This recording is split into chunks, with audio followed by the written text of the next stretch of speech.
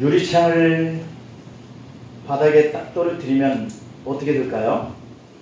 깨집니다. 진흙을 땅에 떨어뜨리면 어떻게 될까요? 붙어버리겠죠, 바닥에. 그런데 말입니다. 공을 바닥에 떨어뜨리면 공은 상쾌하게 위를 튀어서 올라서 놓는 그 높이보다도 오히려 더 높이 스수사 올라가는 줄 믿습니다. 튀어오르는 공과 같은 힘의 그 회복의 탄력성, 이것을 역경지수다 이렇게 말을 해요. 역경지수. 역경이 올 때에 버텨낼 수 있는 힘을 말하는 거죠. 폴 스톨츠라고 하는 분은 그 책에서 역경을 이겨내고 회복할 수 있는 힘을 의지하는 역경지수는 이런 것이다 라고 말을 하고 있는데요. 급변하고 불확실한 이 현대 사회를 여러분들 이렇게 살아가는 과정을 보면 참 들려오는 이야기들이 너무 버거운 이야기들이에요. 소상공회의 사람들은 이 가장 그 낮은 이러한 봉급을 이렇게 올리면 안 된다 라고 이렇게 주장을 하고 있고, 또 경제가 힘드니까 또 이렇게 경제를 이끌어가는 또 이 사업자들, 또 노동자들, 이 경제에 적응을 해 나가는 과정 속에서 아무도 다 힘들어해요. 국가가 힘들고 총체적으로 우리가 다 힘들어가고 있어요. 자, 이런 것들을 우리가 얼마만큼 버텨낼 수 있느냐라고 하는 것이 역경지수라고 하는 거예요. 그래서 오늘 우리들의 삶의 자리에는 이 역경지수 말고도 이렇게 많이 있죠. 우리 지능지수들, 또 감성지수, 그리고 관계지수, 이런 것만으로는 우리가 세상을 살아가기가 힘들어요. 그런데 우리가 다시 일어나는 그러한 이 고난 앞에서의 우리가 발휘할 수 있는 것은 바로 역경지수를 높이는 것이다 라고 하는 거예요. 그것이 오늘 이 시대에 요구되고 있다. 가정이 힘들고 어렵고 사업이 힘들고 어렵고 그러면 정말 여자분들도 나서가지고 가정을 위해서 최선을 다하잖아요. 그리고 이 소녀 가장들도 혼자가 되면 동생이 하나 있든 둘이 있든 어른들 몫을 자기가 해내려고 애를 써요. 이게 바로 역경지수예요. 우리가 병들면 그 병든 자를 강화한 사람이 더 힘들어요, 버텨내기가. 그런데 그 가족을 사랑하는 마음 때문에 그 강화하는 그 일이 힘들어도 버텨내요. 근데 그렇지 못한 사람들도 있죠. 그냥 너 죽고 나도 죽자 그리고 하고 다 그냥 목숨 끊어내고 자살하고. 이게 두 가지 현상들을 보면 어떤 이들은 역경지수가 높은 사람들은 인내로 잘 극복을 해내는데, 그렇지 못한 사람은 자신과 그 가족을 다 함께 죽음으로 몰아넣는 일을 선택을 하죠. 성경을 보면 많은 믿음의 영웅들이 등장합니다. 그런데 그들의 믿음보다 그들이 넘어졌던 일을 꼭 기록을 하고 있다는 점이에요. 이 말은 어떤 인물도 넘어짐이 없었던 사람들은 없다라고 하는 것을 우리에게 가르쳐주고 있죠. 그러니 너도 지금 어렵냐? 너도 지금 힘드냐? 이 사람들의 믿음을 본받아야 된다. 이런 것들을 교훈하는 거죠. 인류가 홍수로 멸망하는 자리에서 구원받은 노아가 이렇게 넘어지는 자리가 있었죠. 믿음의 조상 아브라함이 넘어짐이 있었고, 야곱과 모세가 그랬습니다. 엘리야와 다윗이 그랬고, 베드로와 다른 제자들이 그랬어요. 성경의 중요한 인물들은 다 이렇게 시험을 통하여서 그들이 역경지수를 발휘해낸 이런 믿음을 자랑하고 있어요. 믿음의 사람들은 넘어지지 않는 사람들이 아닙니다. 믿음의 사람들은 넘어졌어도 거기서 다시 일어나는 힘의 이 역경지수가 높은 사람들인 줄 믿습니다. 산악인이 정말 당신 정말 산악인다워 이렇게 진가를 발휘할 때는 언제예요? 이런 작은 산, 야산 이런 것들을 올라갔다 왔을 때에 그가 그러한 말을 듣는 게 아니에요. 험한 산, 일반인들이 그냥 아무 때나 오를 수 없는 산을 올라갔다 왔을 때 그 산악인의 진가를 높여주는 것을 봅니다.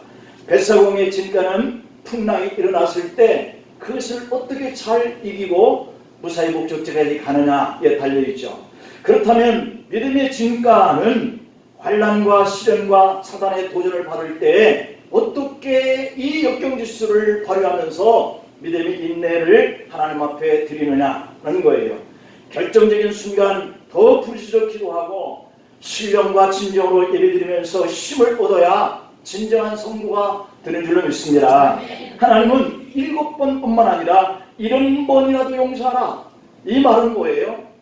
다시 일으켜 세우시겠다 하는 약속인 거예요.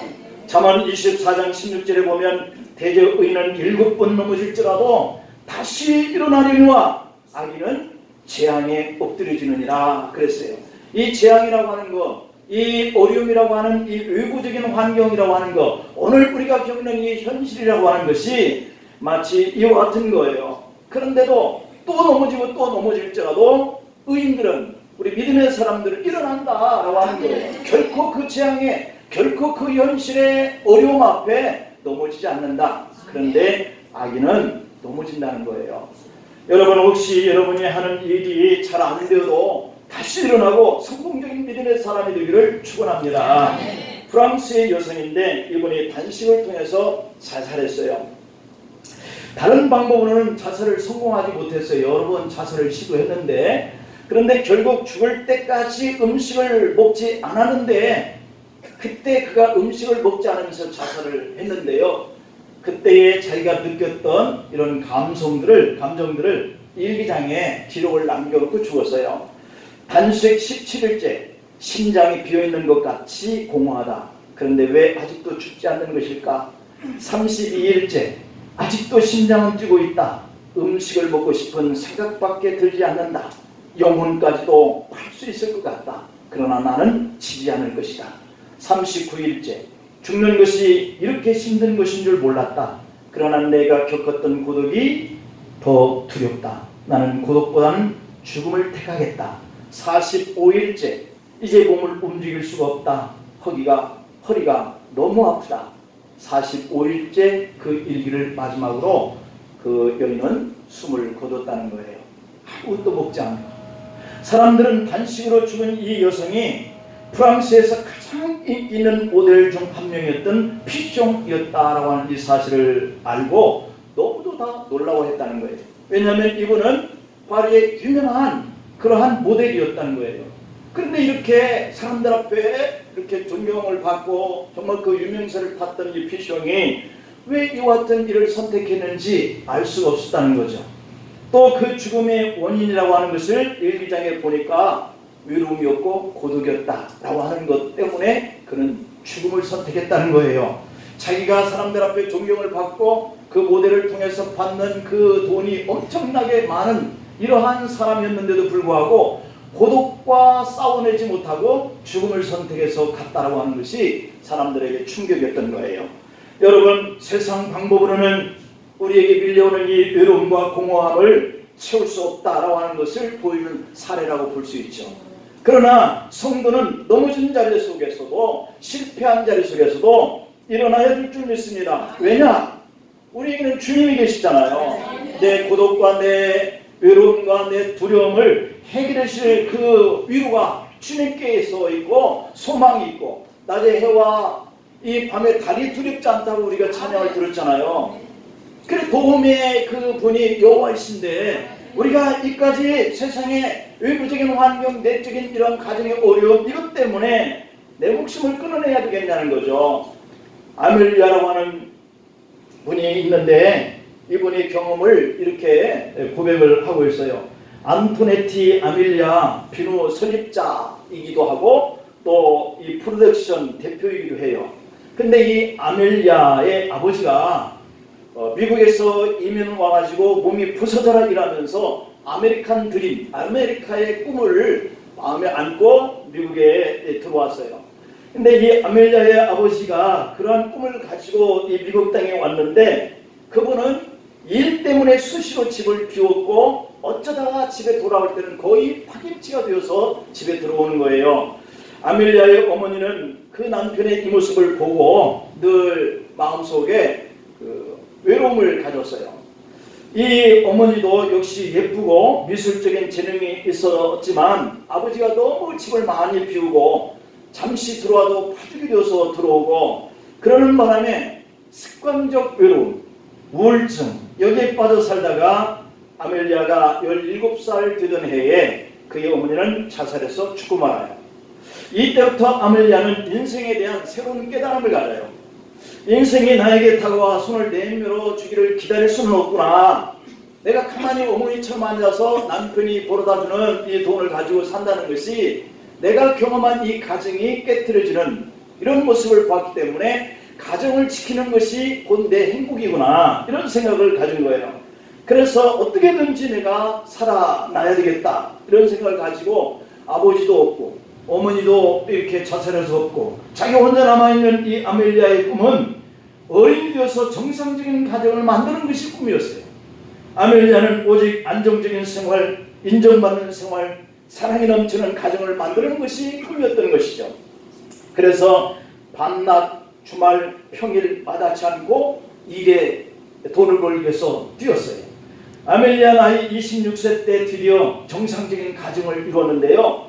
좋은 집안에서 자란 남자와 결혼을 해서 아이를 갖는 축복까지 받았어요. 아이가 뱃속에서 자라는 것을 느낄 때마다 최고의 환희와 최고의 기쁨을 누려요. 아멜리아는 자기는 이제는 엄마가 되는구나. 그리고 이 엄마가 될 때에 자기의 엄마처럼 되고 싶지 않아서 엄마같이 되지 않는 그런 훌륭한 엄마가 되기 위해서 할 수 있는 일을 해내요. 태어날 때 아이에게 이름도 지어주려고 이름도 준비해놓고, 이렇게 자신의 가정이 삶이 정말 황홀할 만큼 감격이고 그렇게 행복하구나 하는 이런 단 꿈을 꾸면서 이렇게 가정을 세워가고 있었어요. 그런데요, 갓 태어난 아기를 병원에서 집으로 데려온 그 뒤부터 아기의 울음소리가 고통스러운 비명의 소리로 바뀌어지게 된 거예요. 아기의 온몸에는 작은 뾰루지 같은 두드러기가 온몸을 덮었고, 아이는 그때부터 그러한 것 때문에 고통스러워서 계속 소리 지르면서 울어요. 아멜리아는 눈앞이 캄캄해지고 인생의 꿈이 이렇게 무너지는 것이구나 라고 생각을 갖게 돼요. 아이를 치료하기 위해서 수많은 병원들을 옮겨다닙니다. 수많은 전문 의사들을 찾아다닙니다. 그렇지만 시원한 답을 얻는 것도 아니고 치료가 되어서 점점 나아지는 것도 아니에요. 그래서 아멜리아는 육체적으로 정신적으로 완전히 지쳐버려요. 행복하고 사랑이 넘치는 가정의 꿈을 꾸었는데 이 가정이 이렇게 무너지는구나 하는 그러한 시작을 맞닥뜨려요. 가정의 행복에 대한 모든 희망이 없어지면서 결국 결혼 생활은 파탄을 맞이하기 시작해요.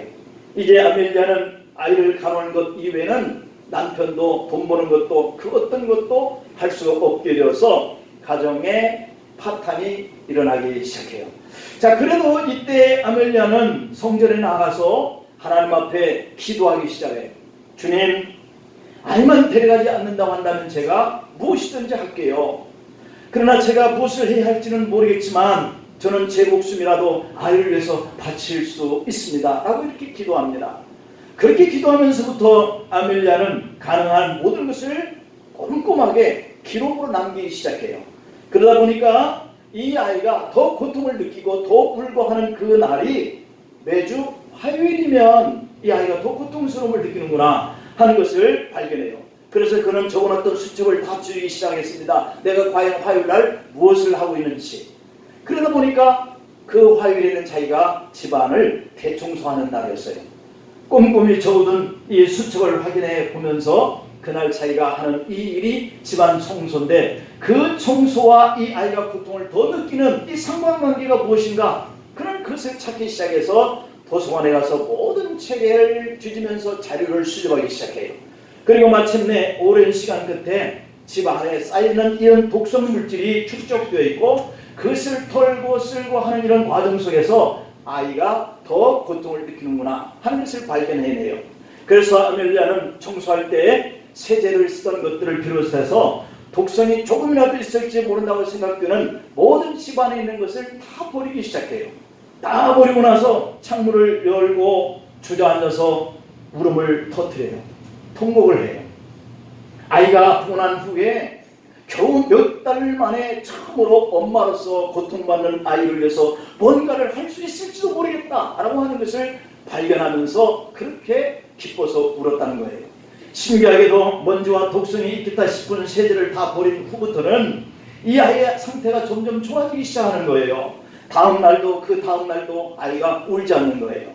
이렇게 일주일을 지났는데 아이가 건강합니다. 그런데 뒤돌아보니 집안이 온통 난리예요. 물건들을 독성이 있을 세제들 뭐 이런 것들 다 버리면서 다 뒤집어서 엎어놓은 것들이 집안에 난리가 되어 있는 거예요. 싱크대에 그릇에서부터 빨랫감들 모든 것들을 뒤죽박죽이 되었어요. 산더미처럼 쌓여 있어요. 그래서 아이에게 온 신경을 쓰다 보니까 이제는 집안을 청소해야 되겠다 하는 이런 생각을 가지고 이제 청소를 해내는데, 그렇다고 해서 다시 세제나 화학 제품을 쓸 수가 없었어요. 그래서 아멜리아는 외할머니가 알려준 방법대로 비누를 만들기 시작해요. 이렇게 만든 비누를 주변 사람들에게 나눠서 같이 쓰기 시작했고, 그것이 소문이 나면서 만드는 비누 양이 점점 많아지기 시작해요. 시간이 지나면서 이 비누는 다양한 용도로 활용되기 시작합니다. 빨래만 아니라 집안 청소 일을 그 비누로 해결할 수 있게 되었어요. 현대사회는요, 놀라운 세척력이니 상큼한 향기니 하는 이런 광고로 여성들이 무분별하게 사용하도록 부추기고 있는 시대잖아요. 그것이 과연 우리 건강에게 어떤 영향을 미치는지 생각하지도 않고 사다 좋다고 하니까 쓰는 거죠. 이때부터 아멜리아는 야채 비누를 만들어서 본인도 모르는 사이에 수십억 달러에 이르는 세제 산업에 뛰어들고 있었던 거예요. 지금 이 아멜리아의 비누는 비독성, 저자극성, 생물 분해성 세제로 알려지기 시작했다는 거예요. 이 세제는 미국 전역의 상점에서 지금 팔리고 있다는 겁니다. 현재 그의 아들은 아주 건강한 소년으로 성장해 있고, 아멜리아는 아멜리아의 비누의 설립자 겸 프로덕션의 대표로 보다 나은 선택을 한 엄마로 알려지면서 오프라 윈프리 쇼, CBS 더 올리쇼 각종 TV의 프로그램에 출연하고 있고, 사업가로 유명한 강연가가 되어서 활동하는데 수십억의 회사를 경영하는 그런 갑부의 자리에 앉아 있다는 거예요. 여러분, 행복한 인생을 꿈꾸고 출발한 이 가정이 파탄나면서 그렇게 힘든 이 고비를 지냈던 이 아멜리아가 오히려 그것을 극복하는 이 역경의 질수가 발휘가 되어지면서 오히려 그 가정보다도 더 월등한 이런 놀라운 사업을 경영하는 사람이 될 것을 그 역경을 당할 때 아멜리아가 상상을 했게 되냐는 것이죠. 여러분, 아이의 질병으로 아무것도 할 수 없었던 그 꿈을 이룬 여인에게 어떻게 이런 축복이 찾아왔을까? 답은 하나입니다. 문제를 만났을 때 포기하지 않고 기도하며 찾고 두드렸기 때문인 줄 믿습니다. 우리의 꿈 앞에 장물이 왔다라고 하는 것을 알았을 때 믿음의 사람들은 이것은 끝이 아니다, 또 다른 축복의 시작이다 라고 믿기를 바랍니다. 오늘 본문을 보면 하나님이 이렇게 약속하는데 몇 가지 정리를 해봅니다. 첫째는 사람이 감당치 못할 시험은 없다라고 약속을 하고 있다는 거예요. 오늘 이 본문 속에서 보면 문제를 보고 미리 겁을 먹거나 포기하지 말고 얼마든지 내가 감당하려고 하면 할 수 있다는 거예요. 먼저 포기하지 않고 기도하며 길을 찾으며 방법을 찾으며 이겨내려면 이기게 되어 있다는 거예요. 하나님이 그렇게 하신다는 거예요. 하나님은 사람이 감당치 못할 시험을 주신 법이 없다고 약속해요. 우리의 힘으로는 감당치 못할 수 있으나 기도하는 사람에게, 믿음의 역경지수를 발휘하는 사람에게 하나님이 도와주실 수 있다고 하는 사실을 믿으시길 바랍니다. 두 번째로는 하나님은 약속을 지키시는 신실한 분이시다. 그 사람들에게만 약속하시는 하나님이 아니라 오늘 저와 여러분들에게도 이 약속은 동일한 줄 믿습니다. 한번 말씀하시면 반드시 지키시고 또한 그대로 행하시는 분. 민수기 23장 19절에 보면 하나님은 사람이 아니시니 거짓말을 하지 않으시고 인생이 아니시니 후회가 없으시도다. 어찌 그 말씀하신 바를 행하지 아니하시며 하신 말씀을 실행하지 아니하시랴. 할렐루야. 그 하나님이 우리가 감당치 못할 정도의 시험을 절대 허락하지 않으신다라고 약속하신 신실하신 분입니다. 여러분, 하나님은 우리를 시험하거나 유혹하지 않는 줄 믿습니다. 야고보서 1장의 13절에 보니까 사람이 시험을 받을 때에 내가 하나님께 시험을 받는다, 이렇게 하지 말라는 거예요. 하나님은 악에게 시험을 받지도 아니하시고 친히 아무도 시험하지 아니하시느니라 이렇게 말씀하고 있어요. 하나님은 우리를 테스트를 하셔서 연단을 통하여 더 역경질수를 높여서 작은 역경이 올 때는 이것쯤이야 할 수 있게 만드시는 분이다 라고 하기 위해서 테스트를 하는 분이라는 거죠. 그러나 사람을 해치려고 시험하시거나 사람을 멸하기 위해서 계획을 하시거나 사람에게 소망을 끌어내기 위해서 절망감을 주고 우울적으로 죽게 하시려고 우리에게 어려움을 주시는 분이 아닌 줄 믿습니다. 이런 시험과 이런 유혹과 이런 미혹은 사단과 마귀가 전문가예요. 요한복음 8장 44절과 45절에 보면 너희는 너희 아비 마귀에게서 났으니 너희 아비의 욕심대로 너희도 행하고자 하느니라. 그는 처음부터 살인자요 진리가 그 속에 없으므로 진리에 서지 못하고 거짓을 말할 때마다 제 것으로 말하나니 이는 그가 거짓말쟁이요 거짓의 아비가 되었습니다. 내가 진리를 말하므로 너희가 나를 믿지 아니하는도다 라고 예수님이 직접 말씀하셨어요. 사단은 이렇게 감당기 어려운 시험과 짐으로 우리의 인생에 장애물을 하시고 우리를 짓누르고 우리를 망하게 하려고 우리를 공격하는 대상인 줄 믿습니다. 그러나 주님은 약속해요. 하나님이 보시고 저건 아니다 싶으면 절대 그들의 시험을 허락하지 않는다는 거예요. 그러므로 시험이 왔거나 환경적인 장애물 앞에 우리가 막히게 되면 이것은 오기 전에 이미 하나님께서 검토하고 나에게 보내셨구나. 이 정도쯤이야 걱정 없지 라고 생각하기 때문에 그러한 시험거리만을 하나님 우리에게 허락하신다 라고 하는 것을 간절히 믿기를 축복합니다. 마귀가 제 아무리 날고 뛴다고 해도 하나님이 허락 없이는 우리를 넘어뜨릴 수 없다는 거예요. 그리고 이렇게 시험을 허락하실 때는 성도들이 그 시험을 극복할 수 있을지 없을지 이것을 보고 주시고 또 어려움이 겪을 때 너무 심하지 않도록 모른 척 하시지 않고 도와주신다는 거예요. 어린 꼬마들이 우리 교회 안에서도 이렇게 뛰는 모습을 보는데 아이들이 내 아이들이라고 한다면 이들이 뛰어놀다가 다치면 이 부모의 마음에 얼마나 걱정이 돼요. 뛰어가서 아이를 일으키고 세우고 토닥거리고 하려고 하는 모습이 우리의 어른들의 모습인데 이 아이가 뛰어놀다가 무릎이 깨졌어요. 피가 납니다. 그냥 울고 그냥 막 지금 죽을 것 같이 그렇게 손을 떨면서 엄마에게 달려옵니다. 엄마가 보고 아프지 괜찮아 그러면서 금방 좋아질 거야 하면서 약을 발라서 다시 놀러 가라고 내보냅니다. 여러분 이 아이는 죽을 것 같아서 울고 엄마에게 뛰어 달려왔는데 엄마는 아이에게 어떻게 해요? 너무 태어난 거예요. 수많은 인생 경험을 통해서 그동안 그 정도는 약 바르고 시간이 지나야 좋아진다는 것을 알기 때문이에요.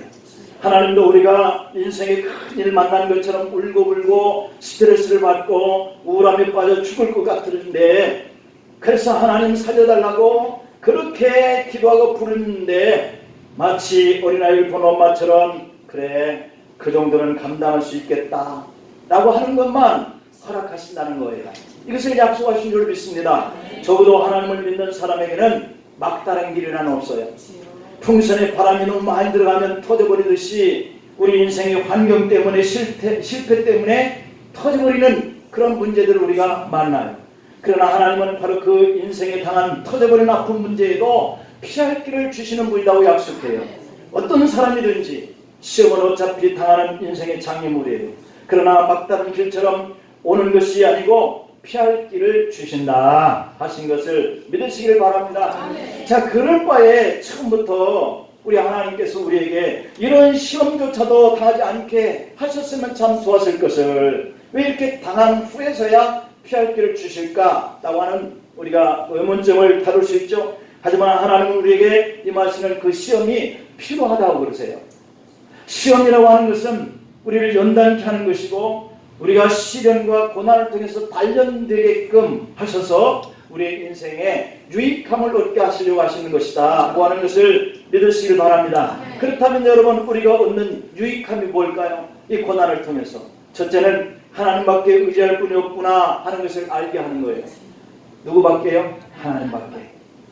우리가 시험받는 대부분의 이유는 사람을 너무 믿거나 그 사람을 너무 좋아하기 때문에 당하는 시험이에요. 그런데 이렇게 살면 믿었던 그 사람 때문에 우리가 상처받고 우리가 속고 무너지니까 야, 사람을 보지 말고 나를 보아라. 그렇게 예방주사를 주시는 줄로 믿습니다. 이것이 바로 연단이거든요. 한 번 믿었던 사람에게 정 떨어지면 당분간 사람이 아닌 하나님을 가까이 하려고 우리가 신앙으로 무장하게 될 거예요. 시편 34편 19절에 보면 의인은 고난이 많으나 여호와께서 그의 모든 고난에서 건지시는도다 라고 했어요. 하지만 내가 의인처럼 산다고 고난이 없는 것은 아니에요. 의인도 오히려 더 많은 고난을 받는 거예요. 그리고 죄인도 고난을 받는다 그랬어요. 하지만 의인의 고난은 하나님 옆에서 계셔서 그 모든 고난에서 피할 길을 주시마. 내가 고난당할 즈음에 너를 건져주시마. 이렇게 약속하시지만 죄인은 그렇지 않고 그것을 당하게 한다 라고 하신 것을 우리가 기억해야 돼요. 다니엘은 하나님만 믿고 하나님만 섬기고 그 나라가 섬기는 우상에게 절하지 않는다 하는 이유로 굶주린 사자굴에 던졌어요. 왜 굶주린 사자까지 던지지 않도록 막아주시지 않았을까? 사자굴 속에서 하나님은 다니엘을 위해서 사자의 입을 막으셨다 그랬어요. 그랬더니 더 큰 영광이 나타나고 그가 믿는 그 하나님을 각도에 전파하면서 이 하나님을 믿으라고, 이 다니엘을 해하는 자는 죽이겠다고, 이런 결과를 나타내는 것을 봐요. 그래서 고난이 오면, 역경이 오면 그 지수를 우리가 강하게 믿음으로 표현하면 더 큰 기적으로 하나님을 보는 의인에게 영광이 나타나게 하시는 줄로 믿습니다. 이것이 바로 믿는 자가 역경을 만났을 때에 당하는 유익이에요. 그 다음에 고난의 유익이 두 번째는 믿는 자들이 자아를 깨지게 하려고 그러신다. 사람들의 최고의 약점은 자기 자신을 더 신뢰한다 라고 하는 거예요. 요즘에 사람들을 믿을 수 없다 하는 말들을 하죠. 내가 믿어봤더니 실망하는 일들을 많이 겪기 때문이에요. 그래서 이제는 자기 자신을 신뢰하는 거죠. 아직도 내게 믿을 게 있다 생각하는 한 그럼에도 불구하고 하나님은 만날 수 없다는 거죠. 사람들이 자기를 믿고 하나님을 찾지 않으면 그로 인해서 결국 무너지는 이런 역사가 성경에 많은 선지자들을 왕들이 그와 같이였어요. 그런데 시험을 당하거나 환난을 당하면 더 이상 자기를 신뢰 못하게 되는 거예요. 나도 별 수 없구나 라고 생각하게 되는 거죠. 그리고 나도 어쩔 수 없다는 사실을 알고 누구를 찾아요? 산을 향하여서 도움을 청하는데 하나님이 도우시는 것을 발견하는 이 시인처럼 오늘 우리들도 내가 나를 신뢰했는데 나도 실망을 나로부터 느낄 때가 있을 때 비로소 나도 별 수 없으니 주님 앞에 나가야 되겠구나. 그리고 우리를 낮추시고 겸손하게 만드시는 것이 이 역경의 유익함인 거예요. 그리고 감사함을 배우고 다른 사람들을 돌아보게 되는 거예요. 눈에 들어오지 않던 사람들이 들어옵니다. 왜? 내가 역경을 당해보니까 다른 사람들의 아픔이 얼마나 큰지 이제서야 눈에 열려서 볼 수 있어요. 그들의 아픔이 보입니다. 그들의 고통이 보입니다. 그들의 고통에 귀를 기울이게 되는 사람이 돼요. 시험이라고 하는 것은 이렇게 사람들을 성숙한 사람으로, 포용력 있는 사람으로, 가슴 따뜻한 사람으로 만들어 가시는 유익이 있기 때문에 하나님은 피할 수 있을 만한 시험거리를 우리에게 주셔서 연단을 통하여 유익한 일들로 우리를 이렇게 믿음으로 변화시켜 가는 줄로 믿습니다. 그래서 시험은 나 혼자만 오는 것이 아니라 모든 인류의 사람들이 의인도 당하고 죄인도 악인도 당해요. 그러나 의인은 피할 길을 주시지만 악인은 그것을 당한다고 그러잖아요. 반드시 시험이 올 때 피할 길도 같이 옵니다. 어떤 시험과 실패에도 반드시 방법이 있고 제한이 있습니다. 그것을 구하고 찾고 두드리기 위해서 하나님을 찾으십시다. 피할 길을 통하여 성도들에게 하나님의 영광이 나타내도록 금년 한 해 또한 금주 한 주도 여러분들에게 이적과 기적과 표적을 통해서 하나님의 영광을 드러내는 역경지수의 믿음의 유익함이 나타나기를 축복합니다.